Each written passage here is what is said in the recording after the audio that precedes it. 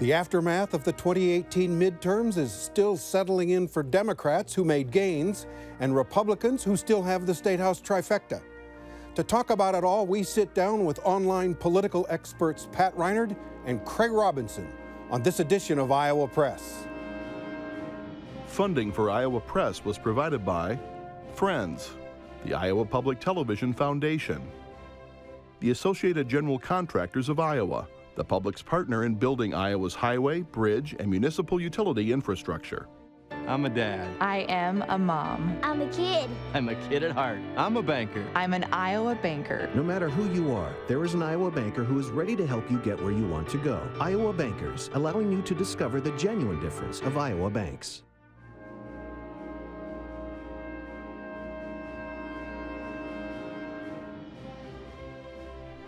For decades, Iowa Press has brought you politicians and newsmakers from across Iowa and beyond. Now celebrating more than 40 years of broadcast excellence on statewide Iowa Public Television. This is the Friday, November 16 edition of Iowa Press. Here is David Yepsen. As the dust settles on a strong midterm election for Democrats nationwide, the picture is also clearer here in Iowa. By flipping 2 U.S. House seats, Democrats have evened our federal delegation at 3-3. But Republicans held key positions like the governorship and control of both state house chambers. It leaves plenty of Iowans asking what's next in Des Moines and in Washington. For answers, we've gathered a pair of guests who follow the post-election developments here in Iowa. Pat Rynard operates the progressive website Iowa Starting Line, and Craig Robinson is the founder of the IowaRepublican.com.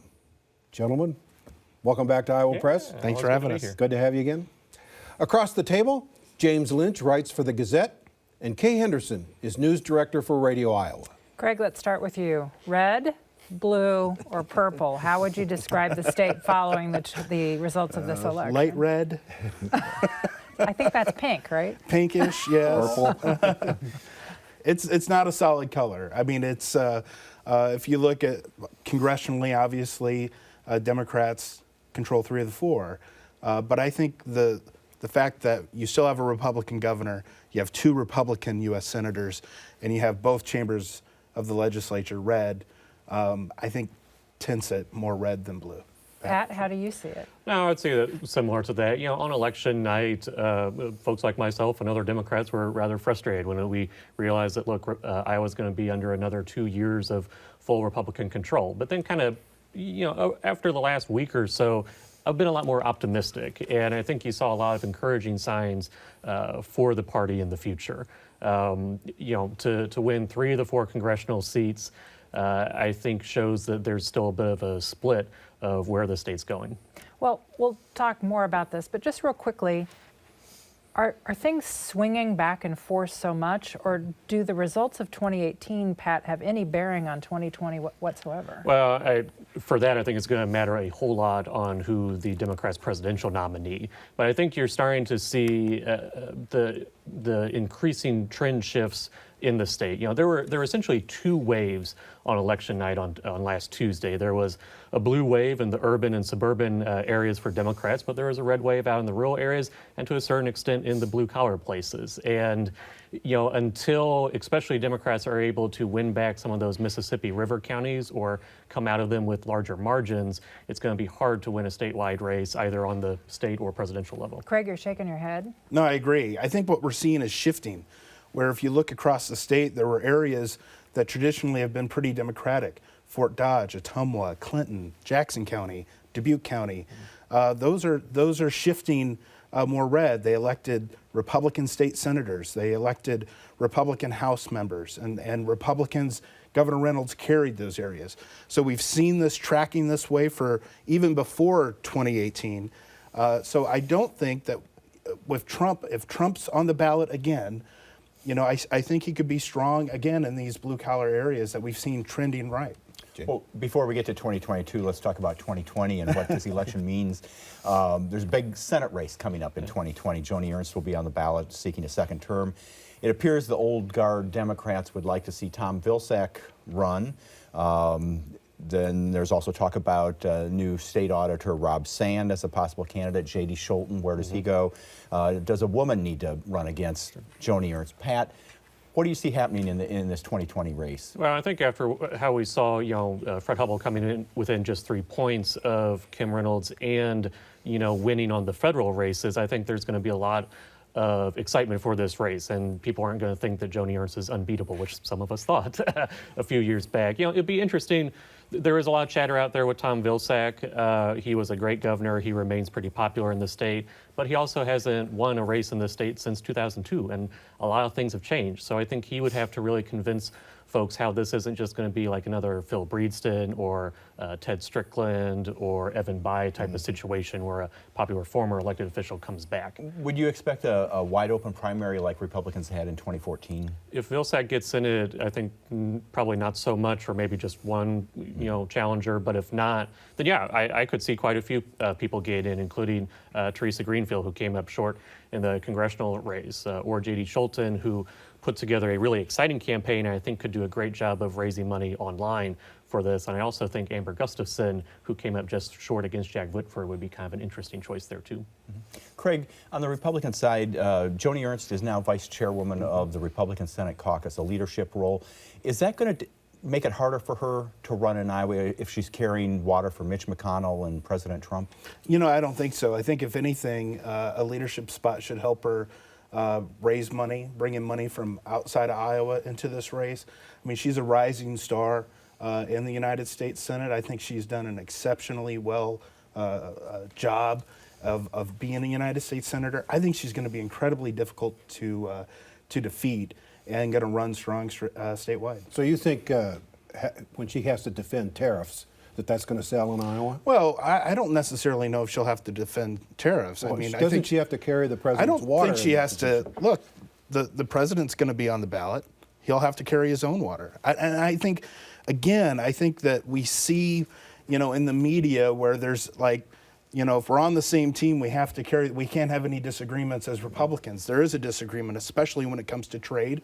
I think Governor Reynolds has found a way to kind of straddle that line. It's difficult. I'm not saying it's not, but I think Kim Reynolds will be able to run her own campaign, and there might be some areas of disagreement with the president. She'll get through that. Let's move to the congressional race in Western Iowa. Congressman Steve King had a near-death experience on election night, ran thousands of votes behind Kim Reynolds in that district, was later rebuked by the governor right after the election.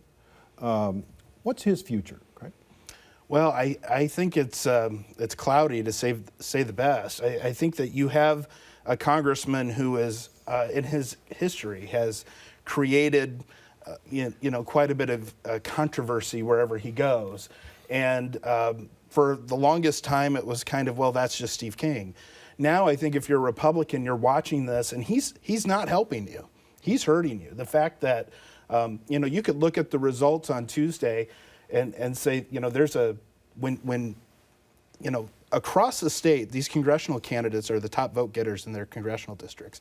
Steve King was 30,000 votes short of Kim Reynolds. Mm-hmm. That could have an impact on 2 state Senate seats where Rick Bertrand lost in Sioux City, and Shannon Latham lost just south of in that Clear Lake district. And I think all the focus on Steve King was not helpful at all to Republicans in the suburbs, Look, even if it wasn't in that district. If you're Kim Reynolds, you're asked questions about Steve King. If you're Ted Cruz in Texas, you're asked questions about what Steve King's doing. He's a distraction to our party, and if nothing changes, he's going to continue to hurt us on Election Day. Quickly, does he get a primary? I think he does get a primary, especially because of Kim Reynolds' numbers in that district. Any names being mentioned at this point? I have none so far. Pat, what do you make of this, Steve King? Well, you would think that coming within, 3 points, this near-death experience, as you mentioned, would kind of make him realize that, perhaps instead of taking trips to Austria, maybe I should travel the district a little more. But everything we know about Steve King, does anyone think he's actually going to change? Like, he's going to continue to make outrageous comments. And the voters in that district, which finally this year were like, all right, enough already, I think are going to be even more sensitive to that as it continues. Do you think J.D. Scholten will make another run? He's fond of saying, and we all know there are lots of Iowa politicians who get there on their second go. Yeah. Harold Hughes, Tom Harkin, Berkeley Bedell. Does J.D. Scholten run again? I saw him up in Ames the other night. The way he was talking then, it kind of sounded like he was looking at other stuff. I think he needs a job for income at some point, as a lot of these candidates sometimes do. But I think he should. I think he should run for that or for the Senate. I mean, he showed a really smart political mind of doing his big RV tour, doing retail politicking. Is Steve King beatable in 2020, given the way an electorate changes in a presidential year? In a presidential year, I think it would be tough again. But again, I just think King is going to keep stepping in it, and people are going to eventually say enough. And I've been hearing some interesting chatter that's a little bit more than usual behind the scenes on the Republican sides that they've had enough of him, and you might want to watch out for what happens if there's a primary. Look, he's more vulnerable in a primary setting than in the general election. Republicans know that, and at the end of the day, that's why I think you'll probably see a primary challenge. Right, and he could have, though, several people who want to take him on. Absolutely. And then it goes to convention games, which is how he got the nomination. Kay. Turning to the two other congressional races of note, Iowa sent 2 women to Congress for the first time, Cindy Axne and Abby Finkenauer in the first and the third. Craig, when you look at those results, do you see the suburbs snapping in a way that's permanent? Well, I think where the concern is more in the 3rd district with Cindy Axne, where you saw Polk County generate a 30,000 vote margin for the Democrat candidate there, who won no other counties in the district. Can you do that again? I'm not sure. I think that you have at the congressional level, until redistricting, Polk County, if it doesn't have any more territory, and it's probably going to lose territory, that 3rd congressional district is probably going to trend probably a little bit more to the Democrat side. It's going to be much more difficult. Whereas if you look at the 2nd district and you look at the 1st district, those are districts where we've all said those are the more blue districts. Well, now if you actually look at how they're performing, Republicans have a better shot at winning those 2 districts than they do in the 3rd. I hear affirmation from you, Pat, on those remarks. Yeah, I mean, if you're Republicans and Dallas County is getting to a point where Democrats are almost winning it, like you've got serious problems of whether or not you're ever going to win a congressional seat around the Des Moines metro area. And Dallas County is an issue here. It's severely underperformed for Republicans. You know, 4 years ago, David Young got an 8,000 vote margin out of that county. He got 2,500 vote margin on Tuesday. That has to be fixed from Republicans, and I think that you can't sit back and say, when you're Dallas County, that we're a Republican county. You got all these new people moving in, building houses and growing. You got to stay in front of your constituents more, I think. James had some interesting figures in regards to the 1st district and Blum. Looking at those numbers in the 1st district, I was struck by the fact that Rod Blum outperformed President Trump 2 years ago. This year, his vote total dropped off by about 54,000, while Democrat Abby Finkenauer came within about 8,000 votes of matching the presidential election year total of Monica Vernon. What do Republicans have to do to get those numbers back up? I mean, if Trump's on the ticket, will they bounce back up, Craig? This is the big question. I noted right before coming in today that this is the 2nd election cycle now. I think we went into on election night and you really didn't know what was going to happen. You had a really close race, which unlike in 2018 or in 2016 where you didn't think Trump could win, it was really a toss-up on the gubernatorial race.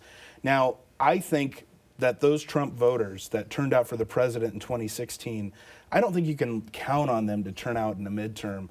But if he runs again and runs on the same type of message, I expect that he will still appeal to these blue-collar workers in those districts. Pat, has Abby Finkenauer hit her ceiling with this election, or can she turn out more Democrats in a presidential election? No, I think she could turn out even more. I think Black Hawk could have been even larger, and I think it will be for the presidential election. And of course, you know, incumbency helps because she's going to, over the next 2 years here, be traveling the district as the congresswoman. So you get, you know, to be in front of different people because of that. But I think best thing for Finkenauer is that, you know, she really solved the problem of the messaging issue for Democrats. Her first ad was about, you know, the sweatshirt from her dad that has the holes in it from the welding spark. She ran on this blue collar image that appealed to all of those type of blue collar voters who abandoned the party for Trump. And I think she figured out that some of this was a cultural issue.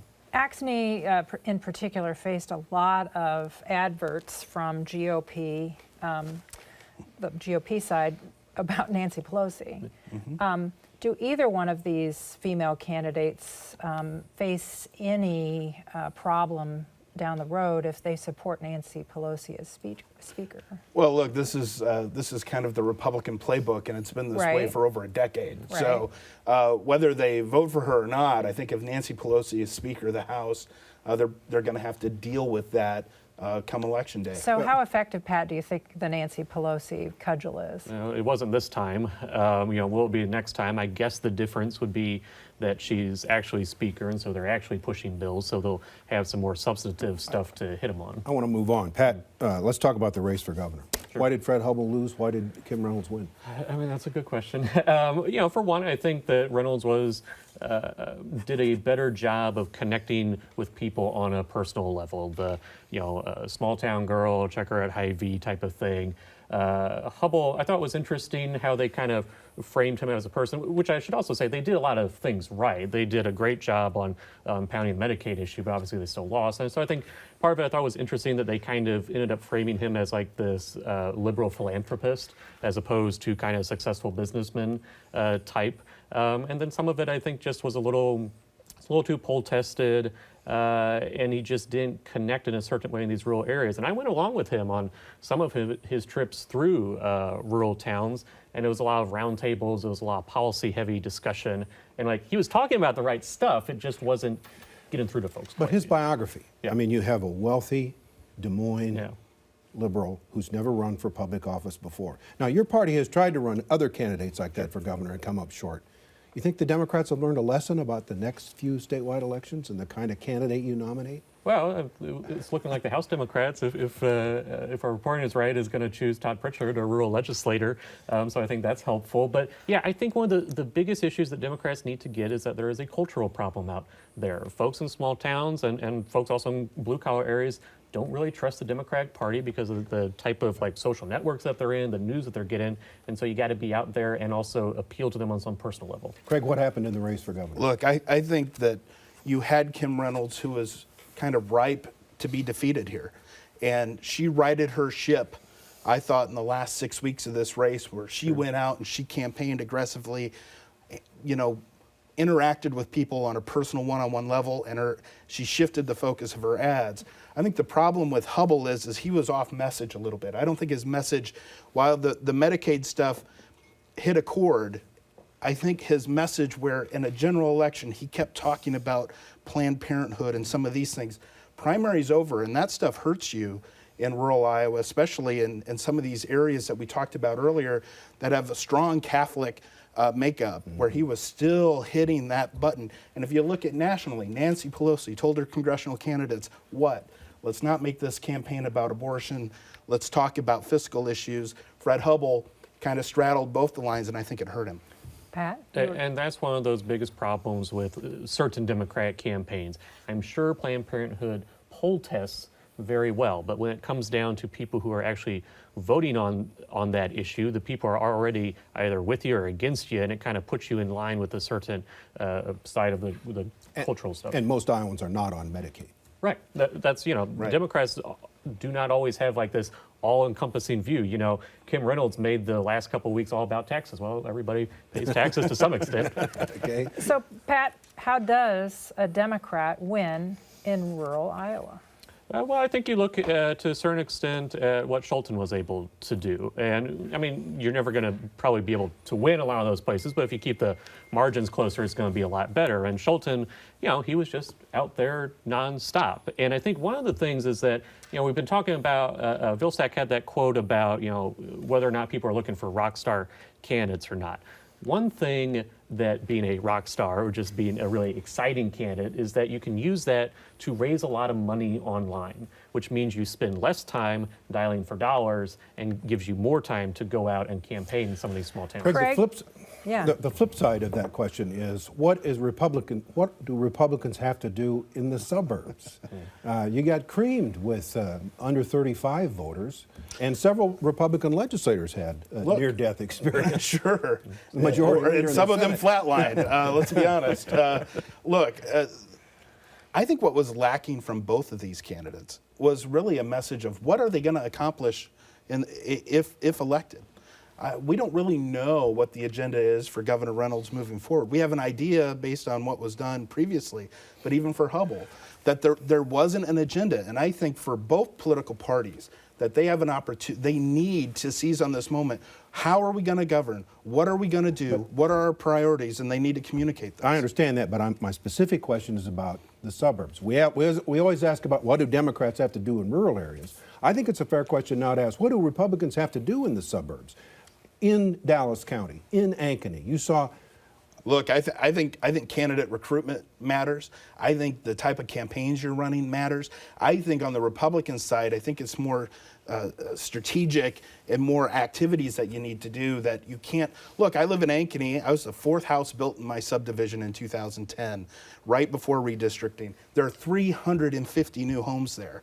And I see my legislator, he'll wait for me to leave my driveway to put a yard sign in my yard. But are you knocking on my neighbors' doors? Right. They're from Wisconsin. They're from other states. They're from other parts of the state. They don't know who they James, are. One takeaway from the results of the 2018 election seems to be that the Republicans can hold on to their Iowa House and Iowa Senate majorities in 2020.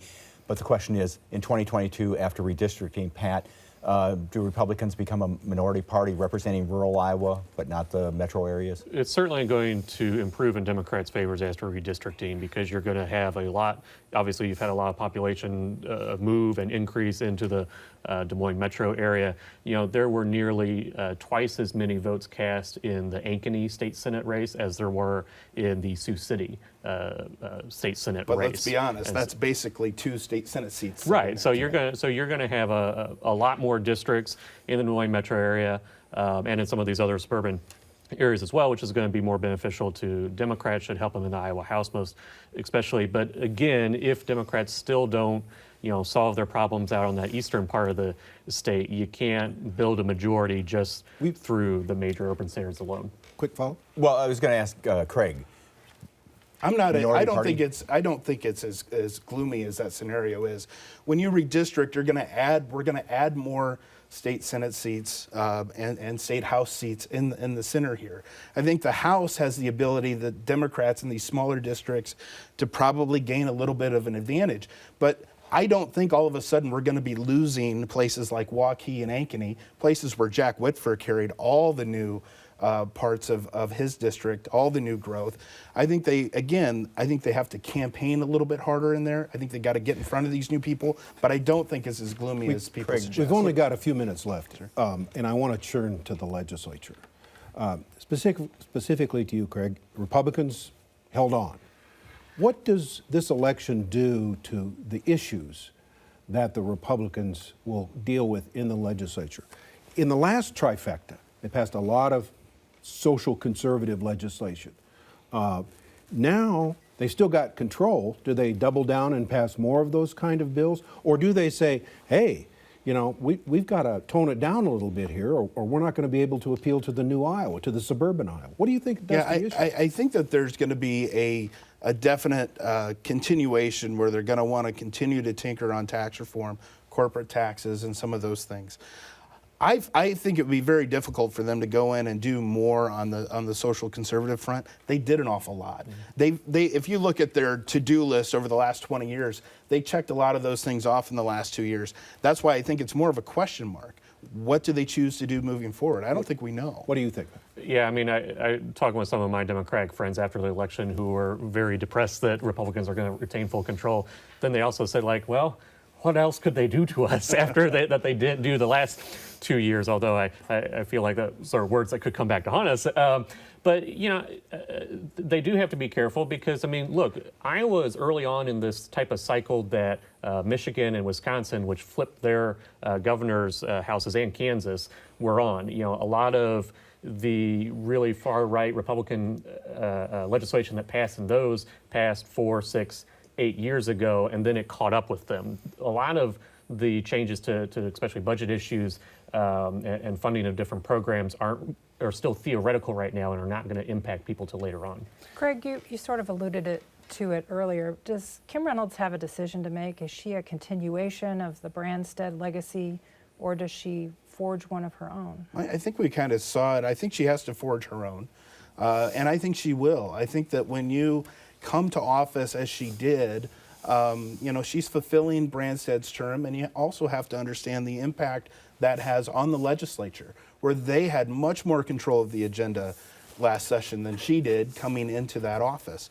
And so now I think as being elected, I think she has firmer ground to stand on, and I think she will be able to steer legislation that she wants to see on her desk versus what they just throw up there and make her sign. Pat, give us two names.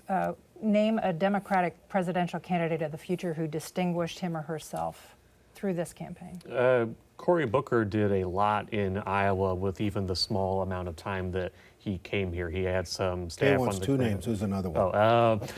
Well, John Delaney did a great job of kind of boosting him up. Pat, you're saved by the Yeah, bell. sorry. We're out of time. Thank you both for being out here, coming out again. Thank you. Thank you. And thank you for joining us. We'll be back with another edition of Iowa Press over Thanksgiving weekend. You can catch Iowa Press at 7:30 Friday night on our main IPTV channel and another broadcast Saturday morning at 8:30 on our .3 World channel. For all of us here at Iowa Public Television, I'm David Yepsen, and thanks for joining us today.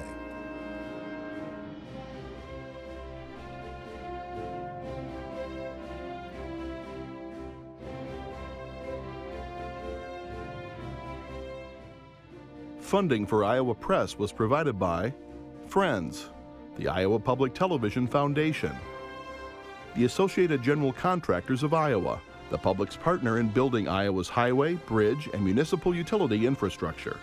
I'm a dad. I am a mom. I'm a kid. I'm a kid at heart. I'm a banker. I'm an Iowa banker. No matter who you are, there is an Iowa banker who is ready to help you get where you want to go. Iowa Bankers, allowing you to discover the genuine difference of Iowa banks.